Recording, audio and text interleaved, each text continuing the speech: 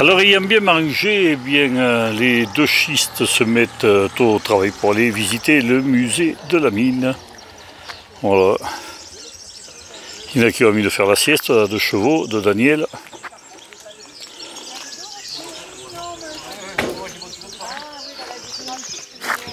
Vous voyez, tout était bien plein, maintenant tout est bien vide, qu'on a tout dans l'estomac.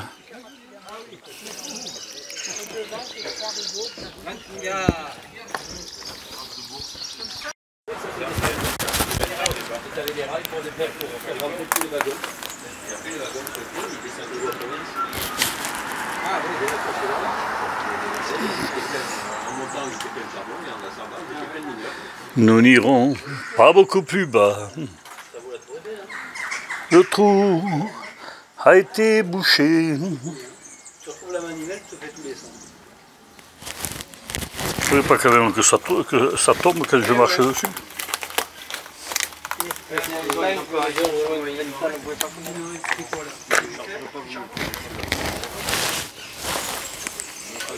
Un petit peu enrhumé, comme vous avez pu constater. Donc, bienvenue au musée de la mine qui a ouvert ses portes en 1990. Je m'appelle Émilie, donc je serai votre guide tout le long de la visite. Alors, ici, on est sur ce qu'on appelle le carreau. Le carreau, c'est l'ensemble des bâtiments extérieurs de la mine. La mine, alors déjà, première question, qu'est-ce qu'on extrayait comme matière ici? Facile, charbon. Ok. La mine, ça se concentre autour de quel élément principal? On le voit pas celui-là. Galerie. Alors les galeries, c'est vraiment ce que vous avez au fond qui est creusé. Mais pour aller au fond, on creuse un puits. On appelle ça foncer un puits. Alors là, on est au puits de Bayard qui a été foncé en 1924. Si vous êtes du coin ou que vous êtes venu de l'autoroute, à 2 km, il y a un autre chevalement. Ça, c'est un chevalement. Le puits des Graves à la Combelle, qui est à 2 km. Le fonçage des puits a toujours deux puits en fait pour l'aération, une entrée d'air et une sortie d'air. Très proches l'un de l'autre, donc là 2 km. Ok. Notre puits Bayard, il a été foncé à 690 mètres de profondeur.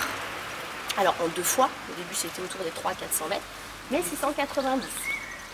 On appelle ça la recette 690, le fond du puits. Une recette, c'est comme un étage en fait, il y a plusieurs niveaux dans les galeries.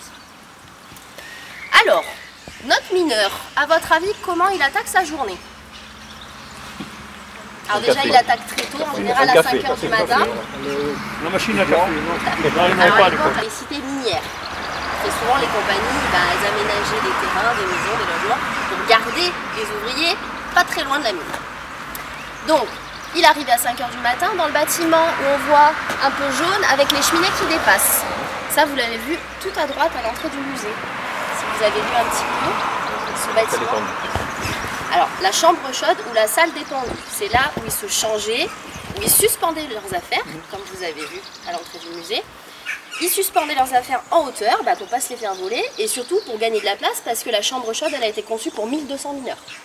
Donc c'est énorme. 1200 seaux suspendus en hauteur. Ok. La lampe, tout simplement. Une lampe de mineur. Voilà. Donc, il avait un jeton avec un numéro, ses initiales, et en échange du jeton, il avait sa lampe. Alors, ce système a été mis en place parce que s'il y avait un accident au fond de la mine, on avait juste à regarder les jetons à la lampisterie, ceux qui manquaient ou pas. Comme ça, vous voyez qui était au fond, qui était en danger ou pas. Alors, la lampisterie, souvent, c'était les femmes qui travaillaient parce qu'elles étaient jugées plus minutieuses. Et les femmes, elles n'ont pas... C'est pas faux? C'est pas faux. Les femmes, alors elles sont aussi descendues au fond de la mine, à travailler comme les hommes, mais ça s'est arrêté en 1875, parce que ça crée des problèmes d'avoir des femmes au fond de la mine. Je vous laisse imaginer lesquelles. Des hommes avec des femmes, dans un environnement chaud, bon, bref. Le bâtiment que vous avez là-bas avec la grosse contrebasse, c'était les bâtiments administratifs. C'est là où le mineur, il allait tous les 15 jours chercher sa paye. Il y avait les directeurs, les géomètres, les ingénieurs et tout le personnel administratif. Ok? Donc, à mon mineur, il est en tenue, il a sa lampe, il allait au bâtiment ici qui est la forge. La forge, c'est là où il prenait ses outils, donc les pics, les racks. À partir des années 20, on a inventé des outils à air comprimé, comme des marteaux-piqueurs, des perforatrices. Okay. Quand il avait tout ça, il allait sous cet énorme monument que j'ai appelé tout à l'heure le chevalement. Chevalement ou chevalet, dans le Nord, on n'a pas les mêmes termes, mais ça désigne exactement la même chose. Alors, à quoi ça sert, à votre avis? Notre puits, il est en dessous. Il y a un ascenseur. Voilà, en fait, il fait descendre les cages. Il y avait 2 cages l'une sur l'autre qui pouvaient contenir chacune 20 mineurs. Donc on pouvait descendre 40 hommes en une seule fois. Alors, comment ça fonctionnait? Donc le musée, là, c'était la machinerie. Il y avait un machiniste qui n'avait jamais vu sur le chevalement. Il ne voyait rien. Donc lui, il faisait descendre les cages par un système de sonnerie et de graduation sur ses câbles, tout simplement.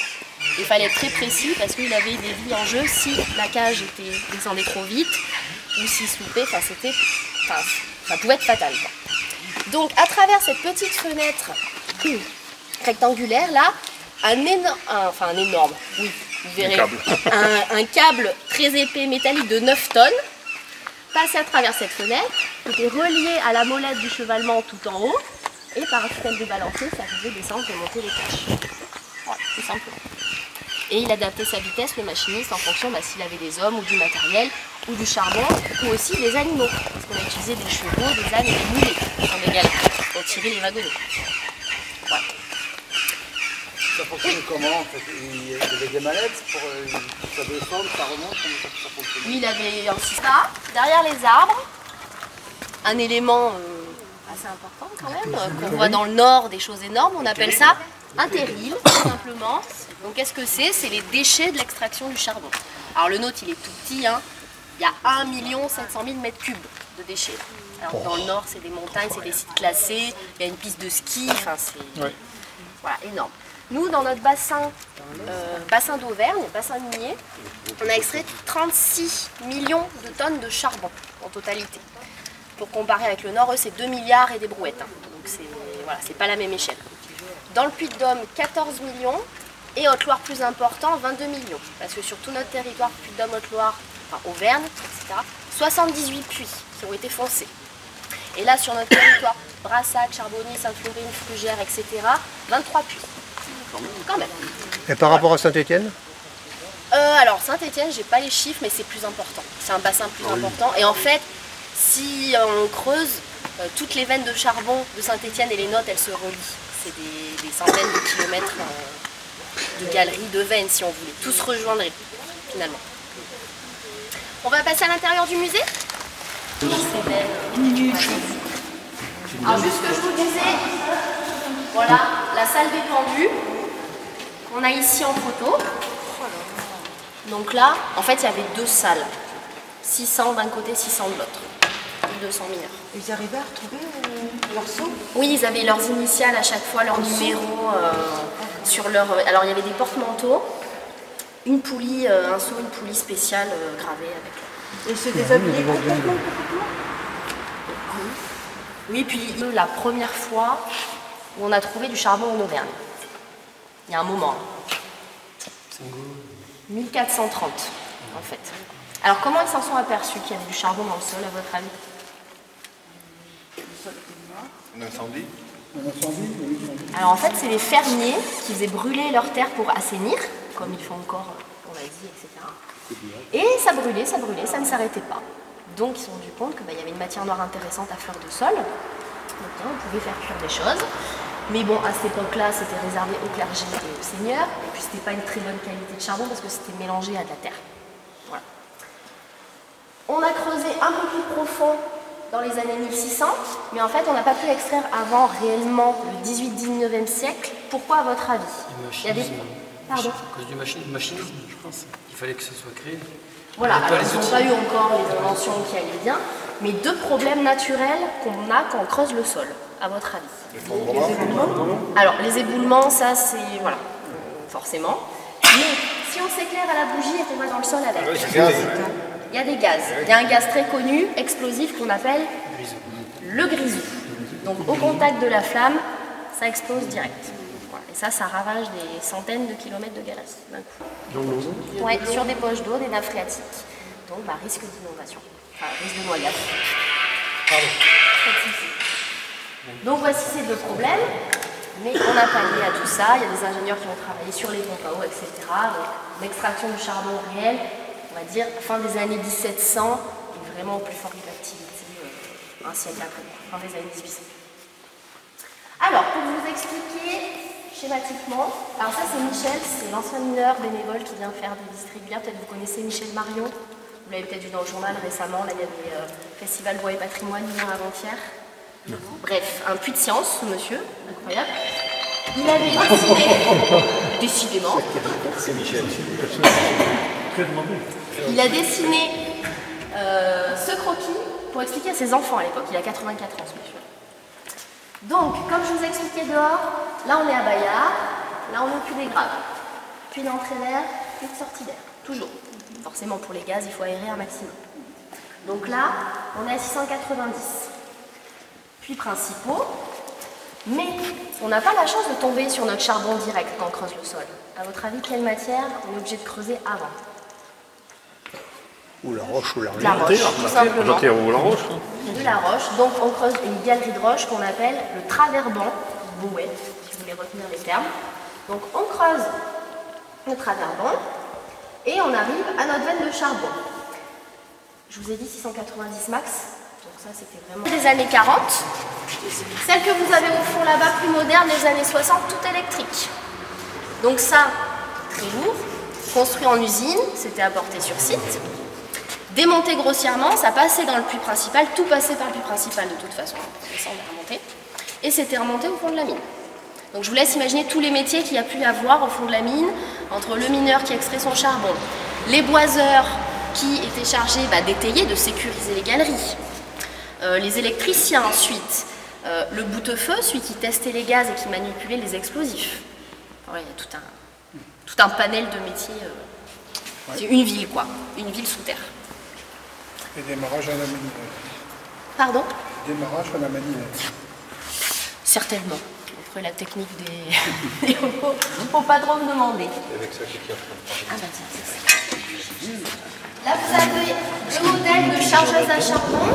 Alors celle-ci est plus moderne, elle fonctionnait à air comprimé, elle se chargeait toute seule. Elle chargeait sa veine toute seule. Là, vous avez alors notre produit fini. Il n'y a pas de disque.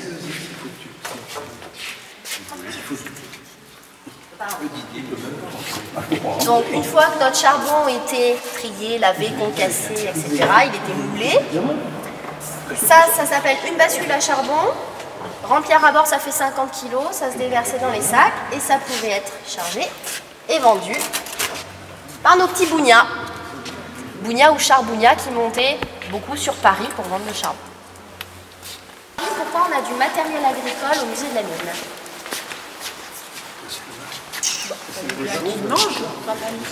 Alors oui, c'était surtout à une certaine période où le mineur était principalement paysan. Oui, alors en fait c'était avant les années 1850 parce que 1850 il y a eu l'arrivée du chemin de fer qui a nécessité beaucoup de charbon, les bateaux à vapeur, etc. Toutes ces inventions en fait qui ont nécessité beaucoup de charbon.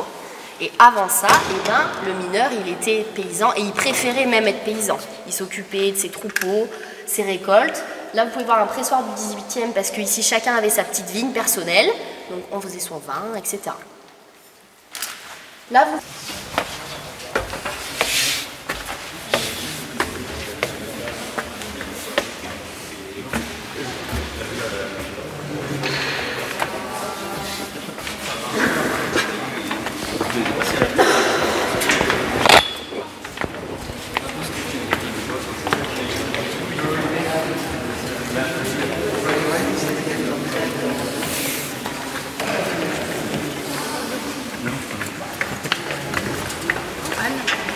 Oui.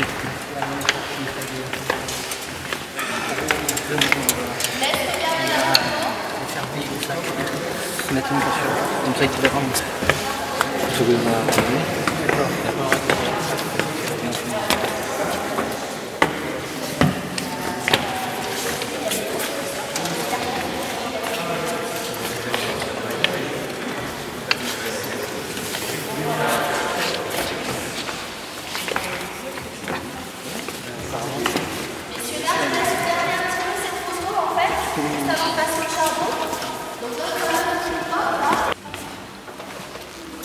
Je repose ça.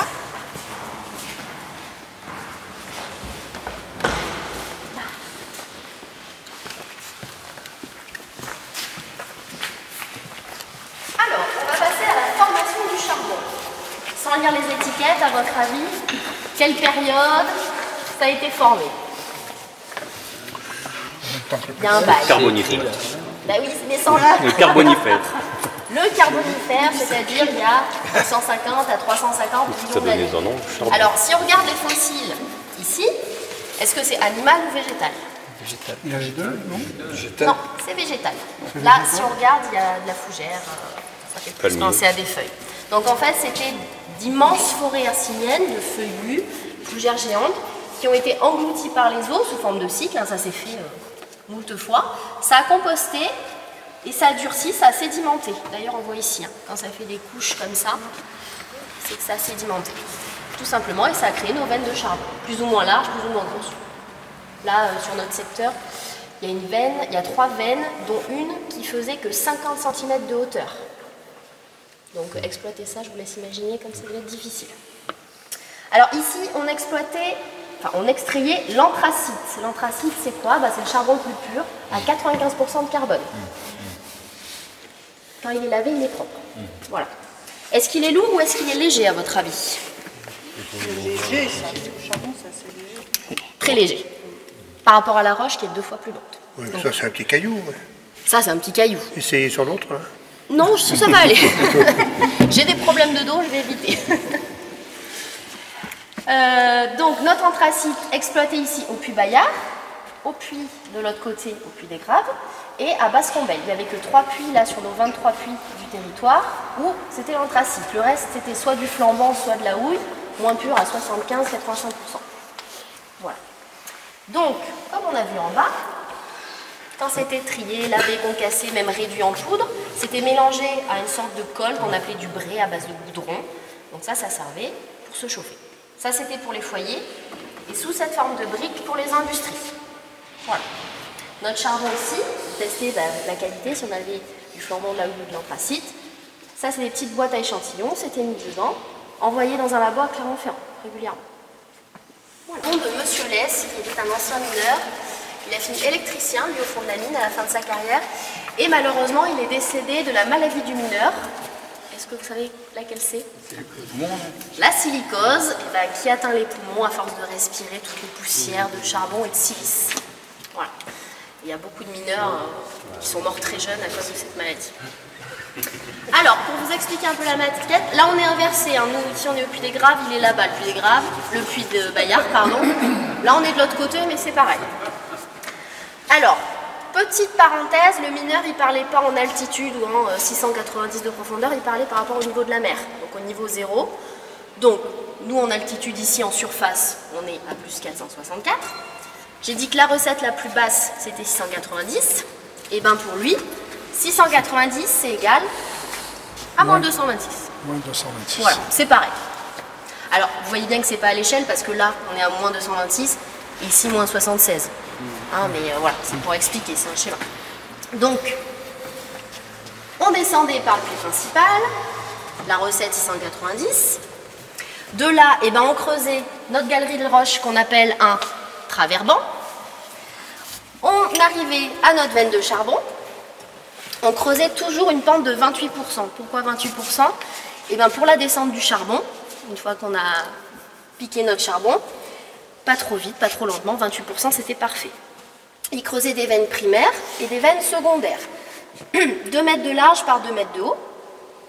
Nos veines secondaires ici, ils fonctionnaient aussi par soutirage. Alors soutirage, ça veut dire quoi, à votre avis? On enlevait par le bas.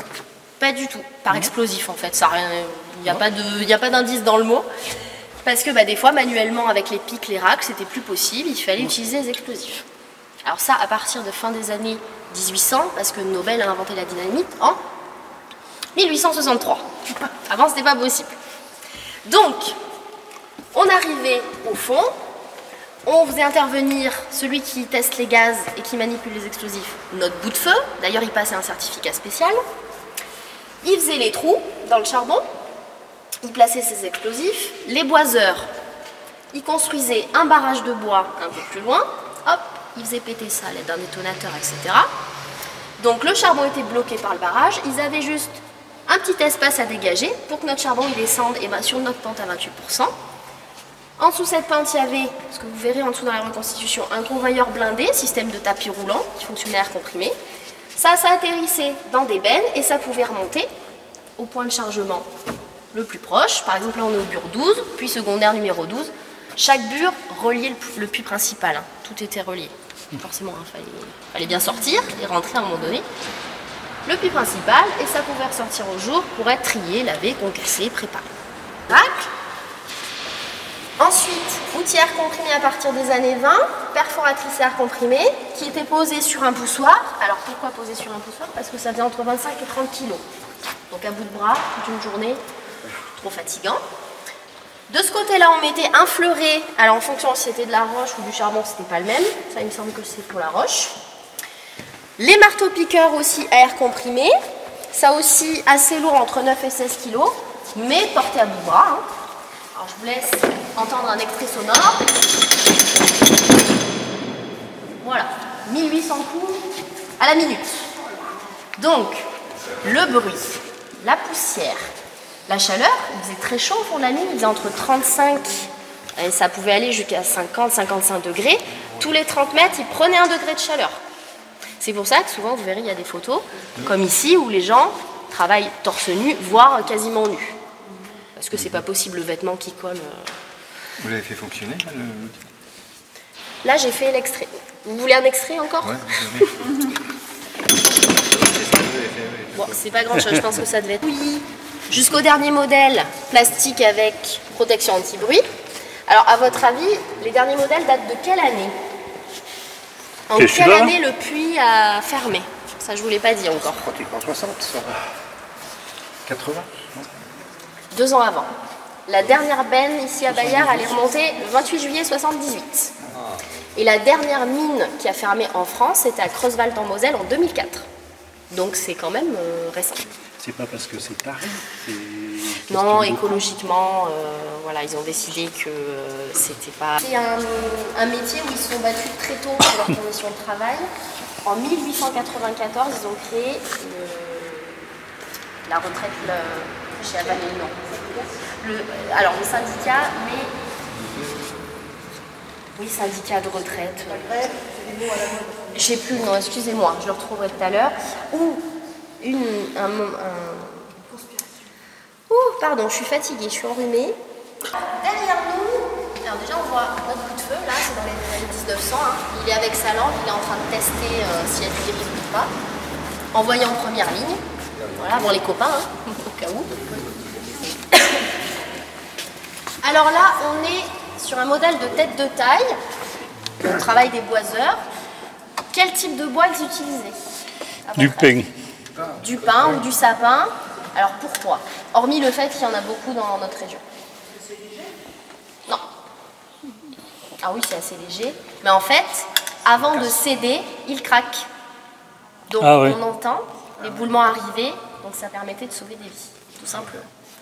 Alors juste pour le petit détail du travail du bois, là ils appelaient ça gueule de loup. Et là le chapeau, un briquet solide. Vous verrez aussi dans la reconstitution des systèmes comme ça, un peu différents. Ça c'est assez moderne, c'est pour la ventilation, l'aération.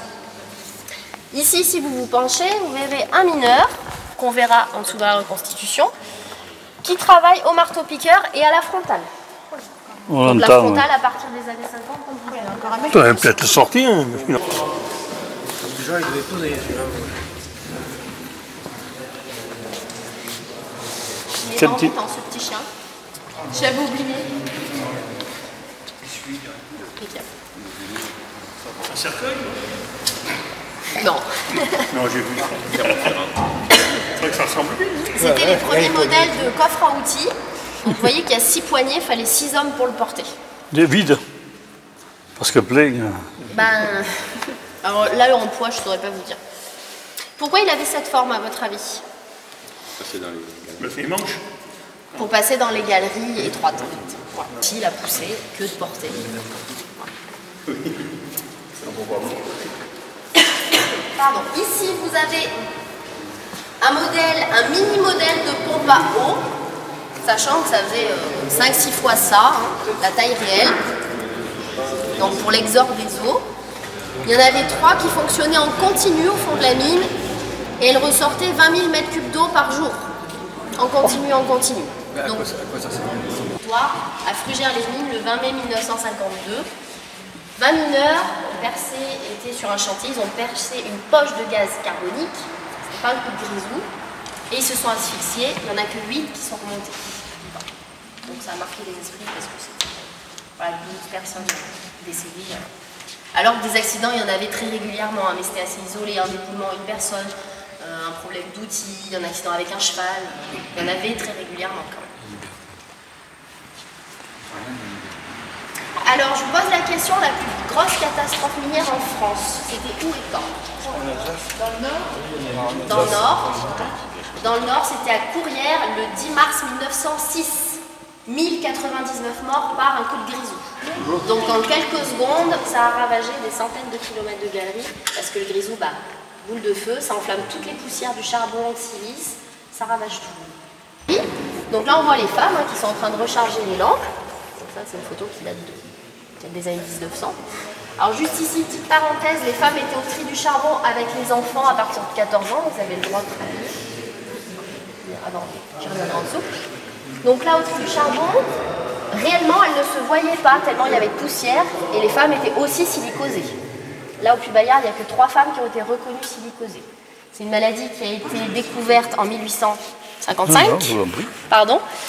Et réellement dédommagée, entre guillemets, 1945. Il a fallu 90 ans pour qu'il y ait des progrès là-dessus et que la médecine et les patrons reconnaissent que c'était une maladie importante. Là, vous avez un plan, un morceau en jaune, c'est la galerie en sapin. Rien de métallique, c'était uniquement construit en bois pour transporter notre charbon. Embarcation à fond plat qui faisait 5 mètres de large par une vingtaine de mètres de long. Donc nos sapinières remplies de charbon, mais aussi de vin, parce que je vous ai dit, il y avait de la vigne en Auvergne, très important le vin. Pardon? Le vin, c'est bon. Le vin, c'est bon, oui. C'est bon. Et petit aparté, si le vin tournait pendant le voyage, il s'arrêtait à Orléans, qui est la capitale du vinaigre. Pour éviter la perte, il passait ça en vinaigre. Donc, notre sapinière, elle allait sur quelle rivière? L'Allier. Descendez le courant l'Allier. Ensuite la Loire, le canal de Briare, pour arriver sur la Seine à Paris. Donc comme disait monsieur, la sapinière, elle était démontée, vendue en tant que boîte de chauffage, cercueil pour les charpentiers, etc. Donc ils redescendaient à pied, nos mineurs. Avec une seule pièce. C'était les mariniers, les bougnats, les charbonniers. Et ils ramenaient leur ancre pour que ça serve aux futures embarcations. Voilà. Alors l'aller, ils mettaient une quinzaine de jours pour monter à Paris et pour redescendre 1 mois, à peu près. S'ils avaient la chance de redescendre, parce que les brigands savaient qu'ils étaient pleins de sous, donc ils se faisaient régulièrement attaquer. 10% de perte à peu près sur le voyage. Voilà. Et voilà, c'est sur ces quelques pierres que je vais arrêter mon petit reportage sur ce musée de la mine ici à Brassac-les-Mines, en espérant que vous ferez comme nous, prendrez votre voiture et viendrez découvrir tout ça. Et le petit reportage sur les sapinières, ça me rappelle juste qu'une année, nous étions montés dans les années 90 à Bercy pour accueillir une des dernières sapinières qui avait été faite pour l'occasion, donc et qui arrivait à Bercy.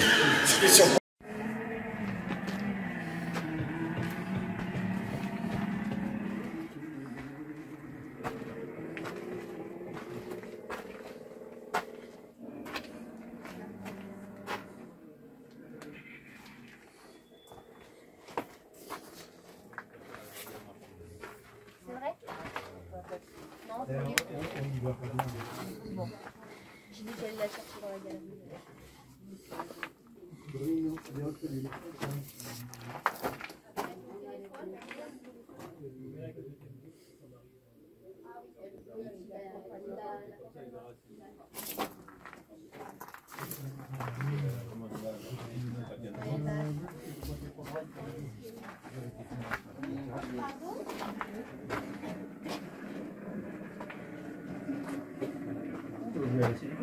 J'ai froid, hein, force, hein, ça fait 2 mois que je suis là.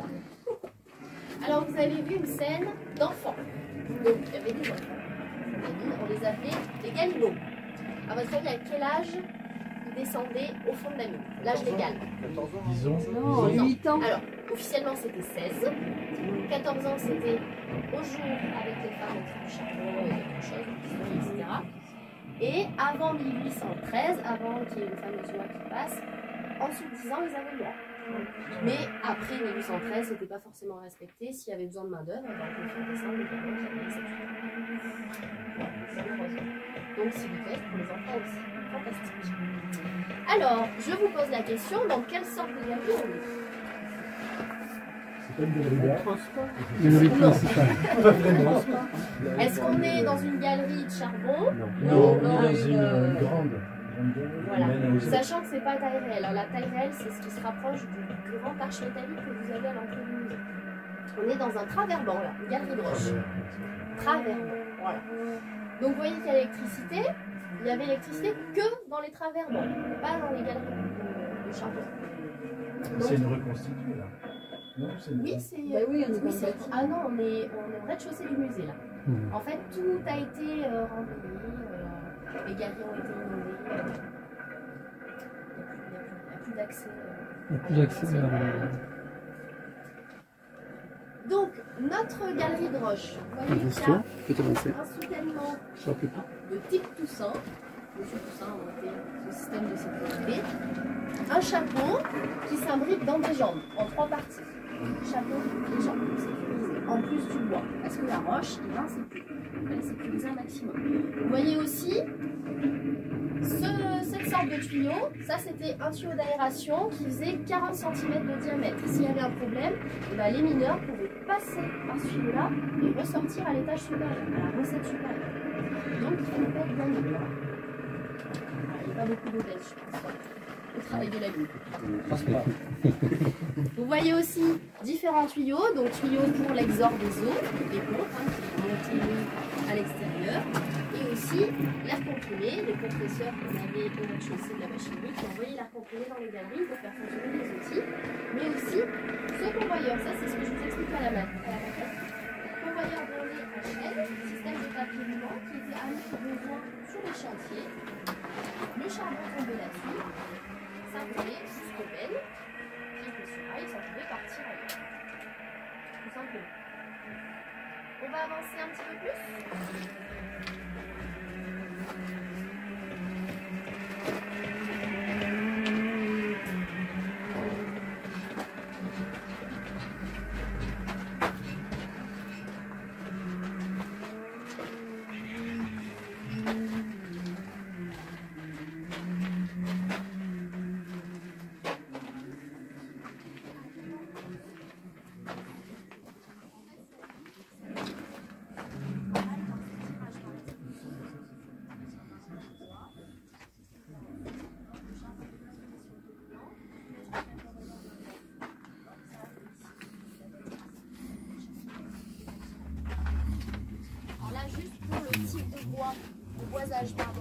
Boisage anglais, tout le monde m'entend.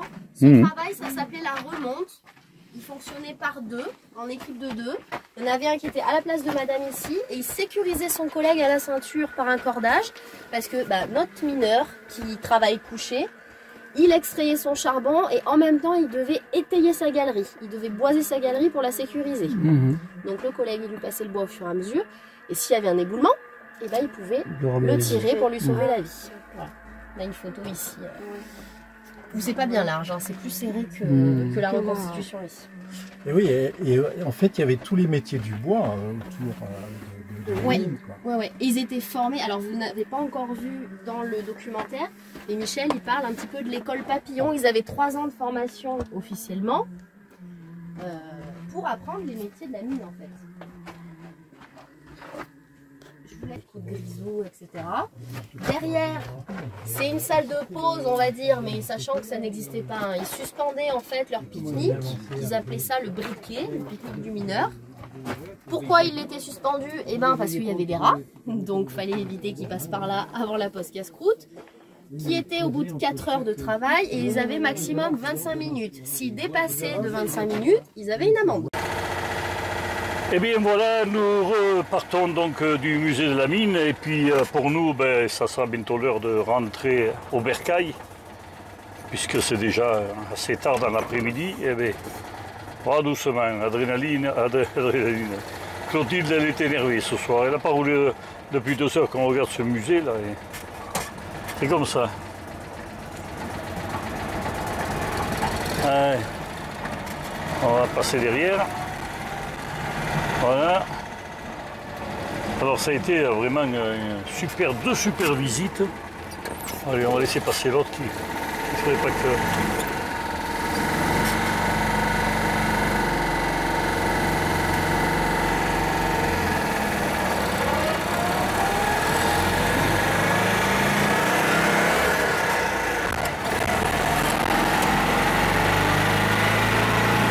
Deux super visites donc qui nous ont fait découvrir beaucoup de choses. Hein.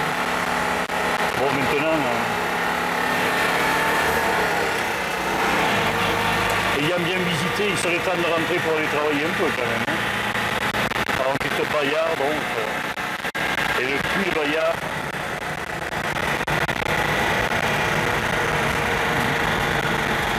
Après, on s'aperçoit quand même que les gens, je ne sais pas si aujourd'hui il y a beaucoup de monde qui pourrait faire le travail que faisaient ces gens-là. Hein. Je me demande.